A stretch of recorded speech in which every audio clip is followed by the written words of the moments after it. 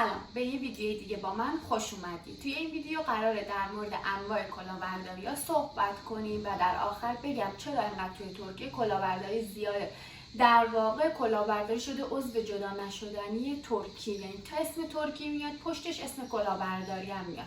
از شما میخوام که اگه تجربه مشابه در مورد کلاهبرداری حتما توی کامنت ها بنویسید که دیگران هم از تجربیات شما استفاده کنن. پس تا آخر ویدیو با من باش. کلاهبرداری توی ترکیه به این شکله که هر چند وقت یه باری یه مدل کلاهبرداری مد میشه و صرفا مخصوص ایرانیان نیست. خب خیلی خارجیای دیگه میان که کلاهبرداری یقشون رو میگیره. حالا یه سری از این کلاهبرداری‌ها واقعا توی شهری مثل ازمیر خب خیلی کمه، چون ازمیر اونقدر یعنی شهر توریستی نیستش. استانبول خب خیلی شلوغ داره.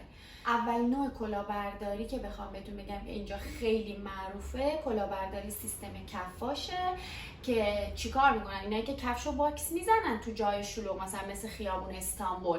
میان مثلا شما توی جای شما دارید راه میرید، مثلا باکسشون رو میندازن روی زمین، خب شما خواسته یا نخواسته دلت میسوزه، میخوای برداری که اینو ببری بهش بدی.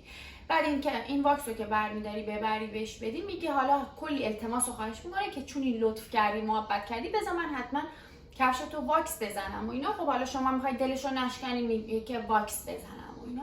بعد که واکس میزنه تموم میشه، حالا اون وسط هم کلی ناله میکنه و داستان میگه.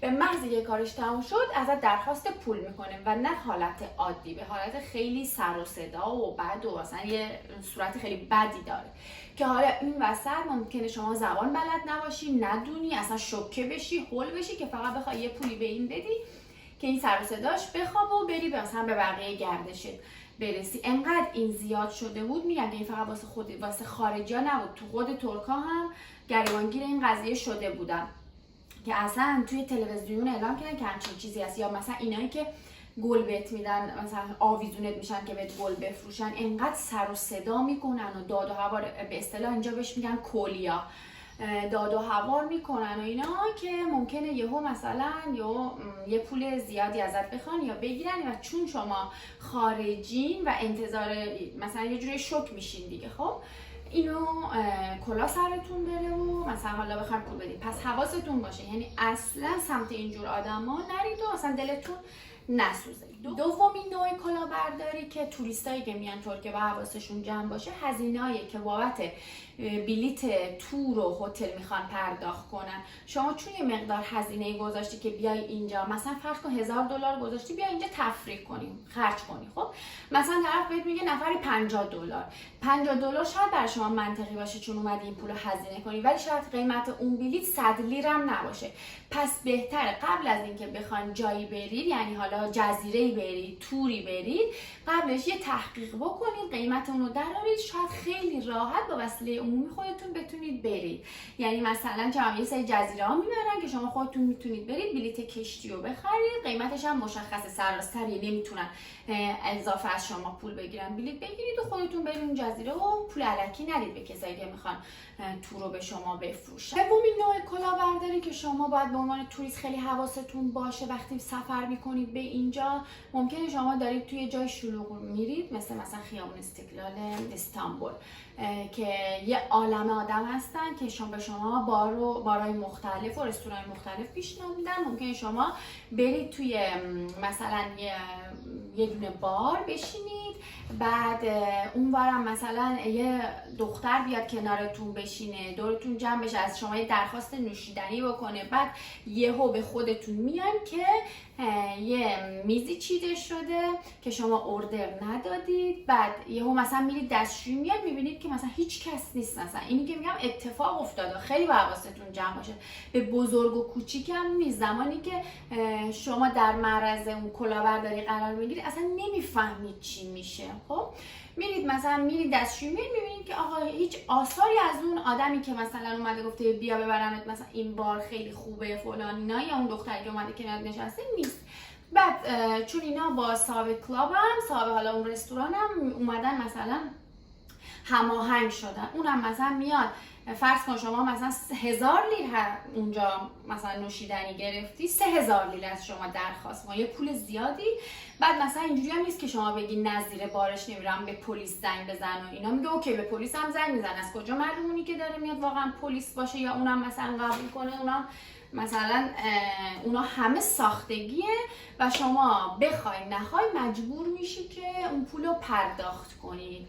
پس حواستون خیلی جمع باشه. بهتره که شما اصلا به احد الناسی اعتماد نکنید و هر جایی که میخواین برید قبلش چک کنید، تو اینترنت بخونید که آقا این کلاب خوبه خوب نیست چطوریه. همینجوری رهگذری هیچ جا رو یعنی نرید و انتخاب نکنید. نکته بعدی راجع به مدارک که وقتی میایین اینجا حواستون باشه. درسته مثلا بعضیا شاید بگن پاسپورت ایران چه اهمیتی داره، ولی مثلا اونقدر ارزش نداره و اینطوری نیست. اطلاعات شما به عنوان یه شخصی که هویت داره خیلی با ارزشه و اون پاسپورت خیلی مهمه. پس حتما وقتی میایین توی خیابون به جای خود پاسپورت از کپی پاسپورت استفاده کنید یا عکسشو داشته باشید، چون پلیس قبول میکنه اونم. پس خیلی حواستون به پاسپورتتون باشه. کلاهبرداری بعدی که دیگه همه میدونن تاکسی های ترکی است متاسفانه، که همینجوری از شما پول اضافه میگیرن به خاطر اینکه شما لوکیشن رو بلد نیستی، دقیقاً آدرس رو بلد نیستی، میچرخونن که زبان بلد نیستی، کاری از دستت بر نمیاد و کلی پول ازت میگیرن. حالا راهش چیه؟ به نظر من بهترین راه اینه که شما میاین یه سیم کارت بگیرید که اینترنت داشته باشید، بتونید جاها رو پوینت کنید که یا اگه از تاکسی استفاده کنید بتونید ببینید این طرف از چه مسیری میره که اگه اشتباه رفت اعتراض کنید بهش، یا مثلا اگه هزینه خواست کمتر اصلا بهش بدید، نترسید اصلا. اون یعنی هیچ اتفاقی نمیفته. یعنی منظورم خجالت نکشید که حالا کمتر بدید و یا مثلا حرفی نزنید، به خاطر که اینا در طول روز با هزاران توریست برخورد میکنن و همین روال رو دارن ادامه میدن. یا اینکه خیلی خیلی راحت از وسیله حمل و نقل عمومی به نظر من استفاده کنید اگه محدودیت تایم ندارید، به خاطر اینکه توی ترکیه خیلی حمل و نقل عمومی دسترسیش خیلی بالاه و شما خیلی جا که بخواید برید راحت از اپلیکیشن جایی که میخواین بزنید پوینت میکنید، بهتون میگه مثلا اینجا فلان مترو اتوبوس فلان شماره سوار بشید و راحت به اونجا میرسید، مجبور نیستید. یعنی کلا یه عالمه پول واسه رفت آمدتون اینطوری سیو میکنید. کلاهبرداری بعدی که حواستون خواهش میکنم باشه خرید از بازارهای ترکیه است. شما به عنوان اینکه اومدین ترکیه به عنوان توریستی یه سری خریدا رو کنید، مثلا وقتی میرید از بازار و جاهایی که برند نیستن یه قیمتای خیلی زیادی بهتون میگن که اصلا نمیارزه، اون قیمتا نیست و صرفا چون شما توریستید اون قیمت رو میدن بهتون. پس اول از همه خرید نکنید از جاهایی که خیلی توریستیه و هیچ برند خاصی نداره. دوم اینکه آقا چونه بزنید، یعنی اینا هم چونه زدن دارن. مثلا وقتی چونه بزنید و اون جنس برند نباشه که قیمت خاصی خودشون نداره، یهو مثلا 100 لیر 200 لیر از اون قیمت میاد. کلاهبرداریایی که تا اینجا گفتم مخصوص کسایی بود که میان اینجا سفر میکنن و گریبان گیرشون میشه. اگه شما به ترکیه سفر کردید و از این اتفاقا براتون افتاده یادتون نره حتما کامنت بذارید که واقعا برای من جالبه ببینم که چه اتفاقایی مثلا میفته که هم من هم بقیه برامون یه جورایی تجربه بشه. حالا یه سری کلاهبرداری ها هست مخصوص کسایی که اینجا دارن زندگی میکنن. اولین نوع کلاهبرداری که الان خیلی مد شده، خب اینجا خارجی‌ها خونه که میخرن باید پول نقد تحویل بدن به اون کسی که یعنی به اون فروشنده. بعد مثلا چیکار میکنن؟ مثلا اینو شنیدم مخصوصا با خارجیای مثلا کسای دیگه نه ایرانیا، مثلا روسا، اینا خیلی این کارو میکنن. میان مثلا اون روز هماهنگ میکنن که میخواد پول بره، پولو که تو کوله میخواد ببره، طرف میاد اکیپی با شما یه دعوای گفتگو یه چیزی راه میندازه، بعد از اون طرف با یه کسای دیگه هماهنگ کرده میان خیلی راحت یا پوله شما رو میزنن یا اینکه زیپشو باز میکنن و ور میدارن میبرن که این اتفاق زیاد افتاده. خیلی حواستون باشه کلا جاهای شلوغ اگه چیز مهمی تو کولتون دارید، کوله رو حتما جلو بندازید، پشت نندازید که اصلا این خیلی باب شده. اصلا مثلا چه میدونم فودکورت های شلوغ یا پاساژ های شلوغ یا مثلا فروشگاه خیلی شلوغ هم این اتفاق میافته. یعنی اصلا تو ذهنتون نباشه اینجا دوربین داره اتفاق نمیافته، نه اصلا اینطوری نیست. این از این. کلاهبرداری بعدی املاک ها هستن. یعنی شما چه بخوان خونه خرید کنید چه بخوان خونه اجاره کنید، سر و کارتون با املاکان. حالا این املاک ها چند دسته داره. بعضیاشون خب مثلا ایرانی هن که مثلا میرن یه جایی میز اجاره میکنن، توی بنگاه ترک میرن میز اجاره میکنن که شما زمانی که میرید به اون فرد مراجعه میکنید، به اون ایرانی مراجعه میکنید برای اجاره یا خرید خونه، هیچ ربطی به اون فرد ترکی که اونجا نشسته نداره. خب چون شما با اون طرف معامله کردید، پس ذهنتون نباشه که اینجا الان چون دفتر ترکه و یه ایرانی اونجا نشسته اگه اتفاقی بیفته اون ترک میتونه پاسخگو شما باشه. نه اصلا اینطوری نیست. شما بعد مثلا چیکار میکنن؟ میرن توی جای ترک میز اجاره میکنن، بعد حتی پولای زیاد میدن که ماشین اجاره میکنن واسه روزایی که میخوان ببرن خونه به شما نشون بدن. یعنی یه جورایی خیلی لوکس به نظر میاد اما تو خالیه. حواستون باشه، یعنی اجاره یا خرید خونه واقعا شوخی بردار نیست که اصلا شما هر جایی بتونید برید. یا یه کلاهبرداری دیگه‌ای که میکنن مثلا قرارداد 1 ساله رو 1 ماهه میبندن. خیلی باید حواستون باشه، بوده کسایی بد کلاه سرشون رفته. یا از مدل دیگه کلاهبرداری اینه که اینجا مثلا 450,000 دلار شما میتونی بری یه ملک بخری که از روش شهروندی بگیرید. مثلا طرف ایرانی بوده رفته که بهش 2 تا ملک فروختن، اینا جمعش مثلا شده 450,000 دلار، ولی نتونسته شهروندی، یعنی هم پولو داده هم شهروندی رو نتونسته بگیره. این اتفاقا در مورد املاک ها خیلی میفته. یا مثلا ترجیحاً به نظرم با ترک همکاری کنید بهتره، چون حالا قوانین رو میدونه. بعد خود ترکا صاحب خونه ها میاد کیساشون رو میدن به یه بنگاهی ترک تا بدن یه بنگاهی ایرانی. پس گزینه‌های بیشتری توی بنگاهی ترک دارید تا یه بنگاهی ایرانی. یا اگر هم سمت بنگاهی ایرانی میرید که دیگه بشناسید دیگه که چطوریه، که خدای نکرده نه هم پولتون بره، هم اعصابتون خورد بشه، هم نتیجه‌ای نداشته باشه. کلاهبرداری بعدی متاسفانه از سمت صراف‌ها. اینجا توی ترکیه 99.9% صرافی‌ها غیر قانونی هن. غیر قانونی از این بابت که اینا درسته شرکت دارن، دفتر دارن، ولی نه به عنوان صراف. به خاطر که اینا زمانی که بخوان اینجا صرافی بزنن باید یه پول زیادی رو بذارن تو بانک مرکزی ترکیه و یه مراحل خیلی سخت داره که کلا خب خیلی انجامش نمیدن. یعنی من ندیدم تا حالا کسی که انجام بده. حالا حتما هستن صرافیایی ولی من ندیدم. پس صرافی بر حسب اعتماد انجام میشه. خب پس خیلی مهمه که اون صرافا شما بشناسید. اگه میخواین پول زیاد بیارید بهتره که کم کم این پولو بیارید، چون بخوایم نخوایم ما ایرانی‌ها چون تحریمیم راه دیگه ای نداریم. یعنی باید به یه صرافی اول آخر اعتماد بکنیم. پولو کم کم بیارید و بدونید که دارید با کی این کار رو میکنید، یعنی با کدوم صرافی دارید کار میکنید اطلاع داشته باشید. یه کلاهبرداری خیلی بدی جدیدن انجام میدن که اینو تو ازمیر خیلی زیاد دیدم. مثلا تو این گروه های مثلا ساکنین ازمیر، مثلا یکی میاد عکس منو بر میداره میذاره رو پروفایلش، بعد میاد به صرافی ها چیز پیام میزنه. خب بالاخره شانسی ممکنه منم مثلا به یکی از این صرافی ها مثلا کار میکنم، بعد اون طرف چون عکس منو میبینه و معاملات بر اساس اعتباره از عکس من سوء استفاده کنه و مثلا کلاهبرداری کنه. یعنی اون شخص از صرافی کلاهبرداری کنه.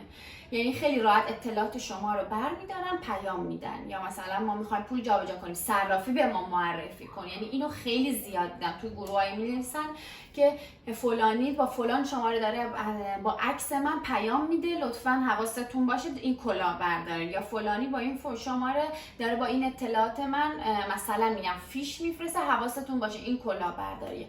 پس کلاهبرداری صراف ها فقط سمت صراف ها نیست، از طرف مردم هم هست که این اتفاق میفته. پس حواستون خیلی باشه. کلاهبرداری بعدی که اونم خیلی زیاد شده، میان تضمین میدن واسه اینکه اقامت شما رو بگیرن یا رفع ریجکتی کنن یا این موضوع رو حل کنن. ببینید توی کارهای سفارتی نه تنها ترکیه، بقیه جا اصلا هیچ تضمینی وجود نداره.